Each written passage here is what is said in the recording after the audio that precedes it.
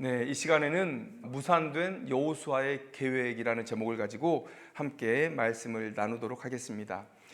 계속해서 우리가 이제 여호수아의 말씀을 가지고 나눌 텐데요. 지난주 우리가 1장 1절에서 9절까지의 말씀을 함께 나누면서 하나님께서 여호수아에게 주신 약속을 우리가 들었습니다. 하나님은 여호수아를 격려하시면서 가나안 이 땅을 이 백성이 차지하게 할 것이다, 이스라엘로 하여금 차지하게 할 것이다 라는 약속을 주셨습니다. 이제 우리는 그 약속이 어떻게 성취될 것인지 궁금한 마음, 또 기대하는 마음을 가지고 이 성경을 읽게 되겠죠.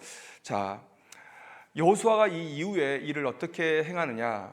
하나님의 격려와 약속을 받은 여호수아는 이미 승리가 자신들의 것임을 확신하게 되었습니다. 그래서 전쟁을 담대하게 준비해 갑니다. 여호수아가 어떻게 전쟁을 준비했느냐? 그것은 오늘 성경 말씀에 두 단어로 표현이 되어 있습니다.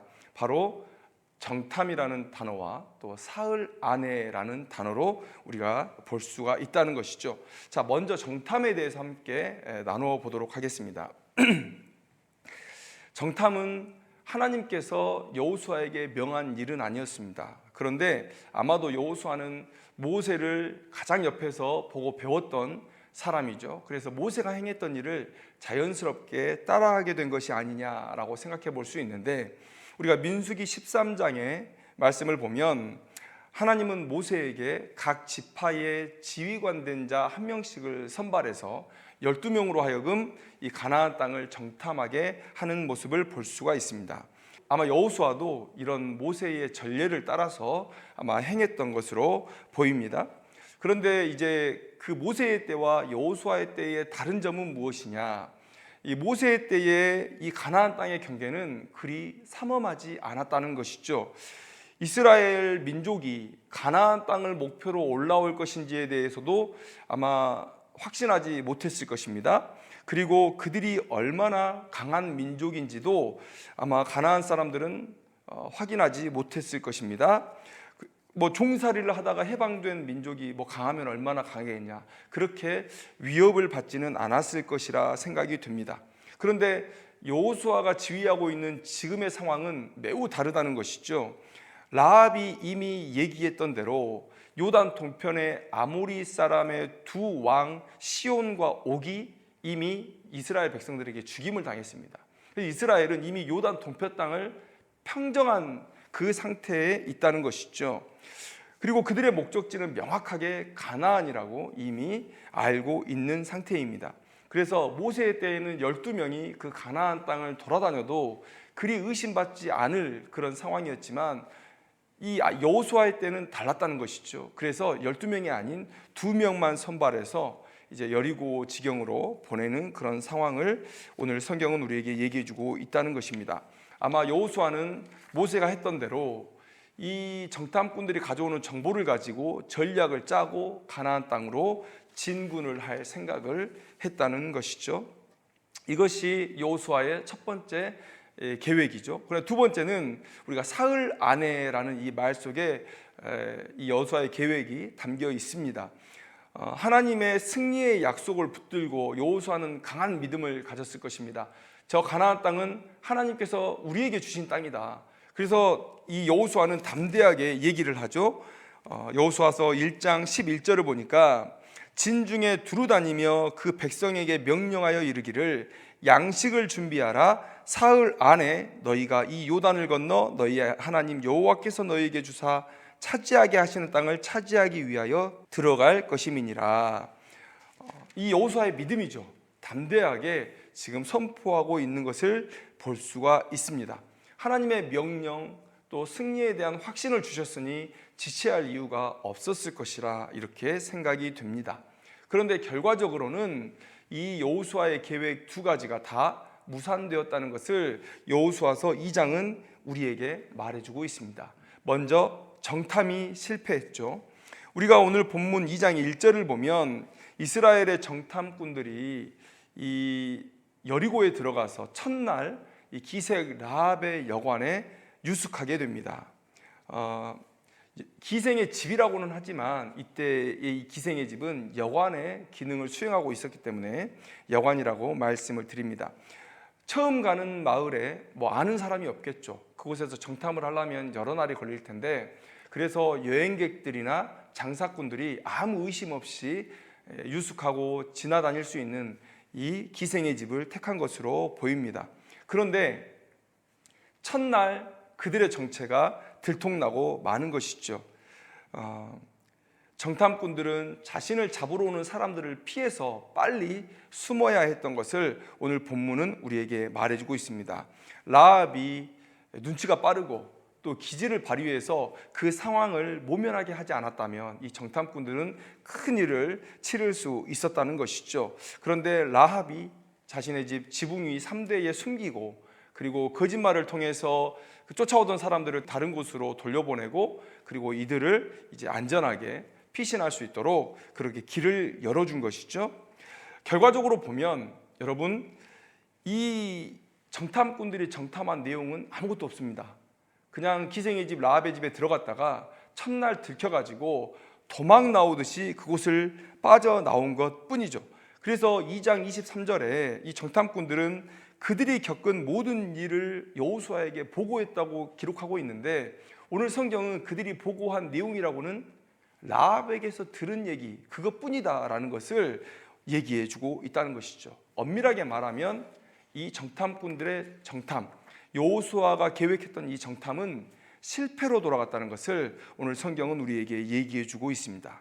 자, 그 다음에 사흘 안에 여호수아는 가나안 땅으로 들어갈 것이다 라고 백성들에게 강력하게 선포를 했습니다. 과연 이 여호수아의 계획은 계획대로 진행이 됐을까? 이 일은 정탐꾼들이 늦게 오면서 이미 무산되었습니다. 여호수아서 2장 16절의 말씀을 보면 라합이 이렇게 정탐꾼들이 도망갈 길을 말해주는데요. 라합이 그들에게 이르되 두렵건대 뒤쫓는 사람들이 너희와 마주칠까 하노니 너희는 산으로 가서 거기서 사흘 동안 숨어 있다가 뒤쫓는 자들이 돌아간 후에 너희의 길을 갈지니라, 이렇게 얘기하고 있습니다. 자, 사흘 동안 숨어 있다가 너희의 길을 가라, 이렇게 얘기하고 있는데, 사흘이라는 표현이 뭐가 그렇게 중요했는지 다시 한번 기록하고 있습니다. 22절의 말씀을 보면 그들이 가서 산에 이르러 뒤쫓는 자들이 돌아가기까지 사흘을 거기 머물었다. 똑같은 말을, 그 날짜를 똑같이 두 번이나 표현하고 있다는 것이죠. 자, 우리가 이 사흘이라는 두 번의 표현 속에서 이미 여호수아의 계획이 무산되었다는 것을 알 수 있습니다. 그들이 여리고에 들어온 날짜가 있을 것이고, 그들이 또 유숙했던 날짜, 그 날에 또 도망갔다면 같은 날이 되겠지만 사흘 동안 산에 머물렀고 그들이 돌아간 시간이 있었을 것이고, 그들에게 보고를 받고 그 진중을 정비하면서 들어와야 되는 그런 시간들이 있었을 것이기 때문에 이미 여호수아가 예상했던 사흘 안에 가나안 땅으로 들어가겠다는 계획은 무산되었다는 것을 오늘 본문은 우리에게 말해주고 있습니다. 여호수아의 계획은 두 단어로 표현될 수 있었다고 말씀드렸습니다. 정탐과 또 사흘 안에. 그런데 그 두 가지의 계획이 모두 다 무산되었다. 자, 그러면 이 정탐꾼들이 건진 것은 무엇이냐? 자, 라합의 행동과 말을 통해서 그들은 여호와께서 이 여리고성 뿐만이 아니라 이 가나안 땅을 자신들에게 주셨다는 확신을 가지고 돌아갈 수 있었습니다. 자, 결과적으로 그들이 여호수아의 계획과는 맞지 않지만 최고의 정보를 가지고 이스라엘의 진중으로 돌아간 것으로 보이는데, 여러분, 라합은 기생이었고 라합의 집에 유숙한 것은 기생의 집에 유숙한 것, 여관에 유숙한 것이다 라고 우리가 말씀을 드렸는데요, 함께 나누었는데요. 자, 그러면 하나님께서 이 라합의 집으로 이끈 의도, 여러분 우리가 그것을 알아야 되겠죠. 아까도 말씀드렸지만 라합의 집은 여관으로서 많은 장사꾼들이나 여행객들이 오가는 그런 곳입니다. 그러다 보니까 그 근방에 최신 정보들이 가장 먼저 모이는 곳이 바로 이 기생의 집이었다는 것이죠. 그래서 라합은 지금 그 일대에 돌아가는 상황을 누구보다도 잘 아는 사람이었습니다. 그래서 10절을 보면 이 라합이 자기가 가진 정보에 대해서 이렇게 얘기하고 있습니다. 너희가 애굽에서 나올 때에 여호와께서 너희 앞에서 홍해물을 마르게 하신 일, 그러니까 그들의 출애굽의 상황을 이미 알고 있다라고 얘기하는 것이죠. 그리고 너희가 요단 저쪽에 있는 아모리 사람의 두 왕 시온과 옥에게 행한 일, 그들을 전멸시킨 일을 우리가 알고 있다라고 얘기하고 있습니다. 그러니까 그런 정보들을 이 기생 라합이 가장 먼저 듣고 그런 것들을 잘 취합했던 것이죠. 라합은 마음에 자신이 어떻게 행동해야 될지를 결정한 것입니다. 여호수아서 2장 9절의 말씀처럼 여호와께서 이 땅을 이스라엘에게 주신 줄을 확신한 거예요. 그래서 내가 누구의 편에 서야 살게 될지, 나와 내 집이 살게 될지를 결정했다는 것이죠. 그래서 이 라합은 이스라엘 편에 서야 되겠다, 이런 마음을 가진 것입니다.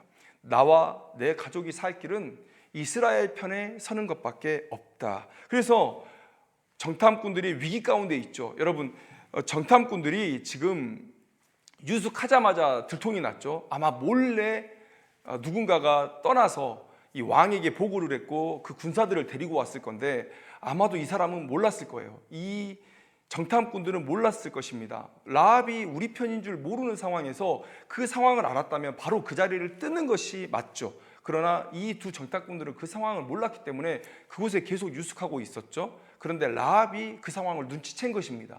그래서 몰래 군사가 다가오는데 먼저 이 두 정탐꾼들을 지붕 위로 숨기게 되었다는 것이죠. 여러분, 이렇게 라합은 이미 마음을 결정하고 이스라엘의 편에 서기로 작정한 것입니다. 자, 그리고 여러분 2장 8절을 보시면 또 그들이 눕기 전에 라합이 지붕에 올라가서 그들에게 이르러, 여러분, 눕기 전에 시간이 없습니다. 급박합니다. 이 라합은 이 정탐꾼들이 떠나기 전에 빨리 자신의 생명에 대한 확답을 듣고 싶었던 것이죠. 그래서 지금 매우 위급한 상황이죠. 움직여서는 안 되는 상황이죠. 그러나 그들이 눕기 전에, 자기 전에 빨리 올라가서 나의 생명을 지켜줄 것을 약속해라, 이런 말을 하게 되었다는 것이죠.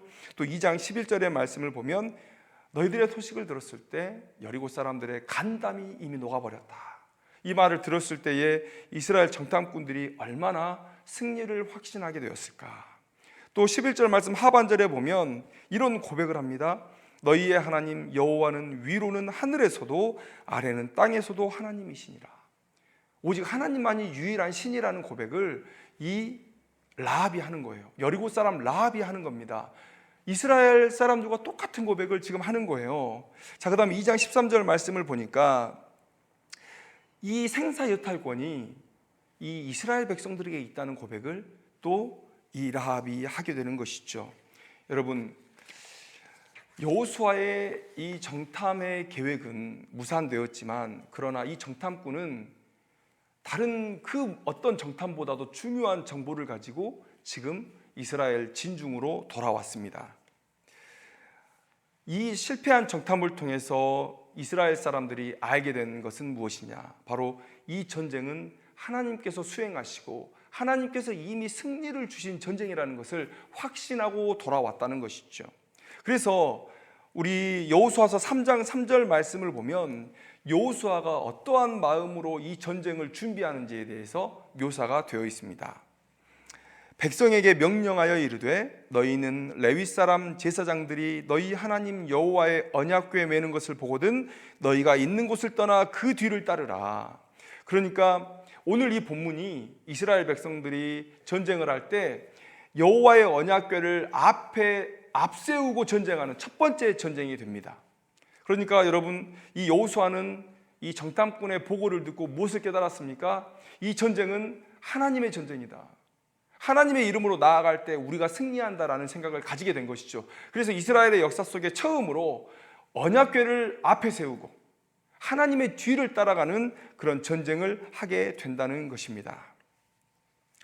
이 정탐꾼들의 보고를 듣고 이 여호수아는 자신의 계획은 무산되었지만 이 라합의 행동과 말을 통해서 자신이 치러야 하는 싸움이 어떤 싸움인지를 깨닫게 되었다는 것, 그것이 오늘 본문의 내용이라는 것이죠. 오늘 우리는 이 말씀을 통해서 무엇을 깨달아야 되는가?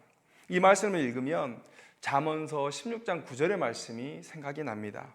사람이 마음으로 자기의 길을 계획할지라도 그의 걸음을 인도하시는 이는 여호와시니라. 여러분, 지금 우리가 코로나가 지금 2년이 지나가는 상황 가운데 있죠.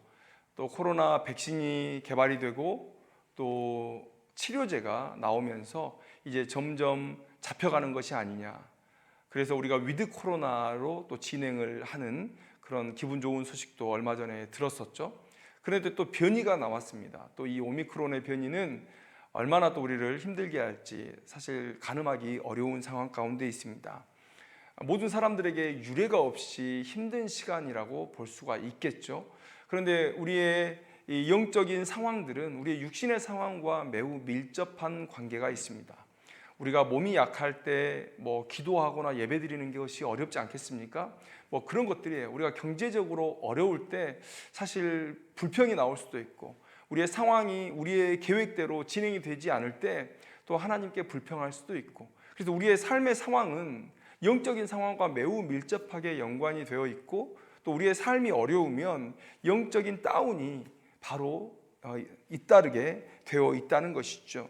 그래서 이런 시간 속에서 우리들이 좌절하면서 우리가 가고 있는 길에 대해서 확신하지 못하고 의심을 품게 됩니다. 야, 이 길이 맞나? 이 길이 맞나? 이런 생각을 하게 되죠. 걸어가는 길이 고되고 힘드니까 자꾸만 의심하게 되는 것이죠. 그러나 우리가 고되다 또는 고되지 않다, 이런 걸로 우리의 가는 길이 하나님의 뜻 안에 있는지 혹은 그렇지 않은지를 판단해서는 안 된다고 말씀을 드리고 싶습니다. 우리가 형통이라는 말을 오해하고 있지는 않은가? 우리는 형통이라는 단어를 성경에서 들을 때 편하다, 또 풍요롭다, 모든 일이 순조롭게 잘 되어간다, 이런 식으로 받아들이는 경우가 있습니다. 그러나 성경을 아는 사람들이라면 누구나 다 구약의 형통함이 신약 시대에 그대로 구현되지 않는다는 것을 다 알고 있습니다. 구약의 형통의 축복은 신약에서 편하다, 풍요롭다, 모든 일이 순조롭게 되어간다, 이런 의미가 아니라 그 일이, 내가 하는 그 일이 하나님의 뜻대로 되어간다라는 것을 의미한다는 것을 아마 다 알고 있을 것입니다. 그래서 고될 수 있어요. 고될 수 있습니다.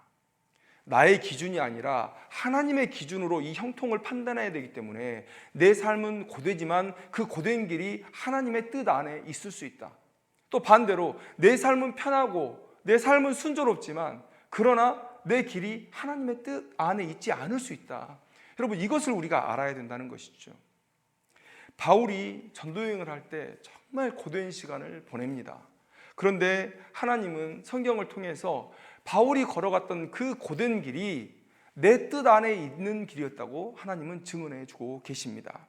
12 제자들의 복음 전도의 사역과 그들의 죽음, 정말 고된 여정이었고 또 처절한 죽음이었지만 그러나 그 12 제자의 삶이 하나님의 뜻 안에 있었다고 성경은 또 역사는 우리에게 증언해 주고 있다는 것이죠.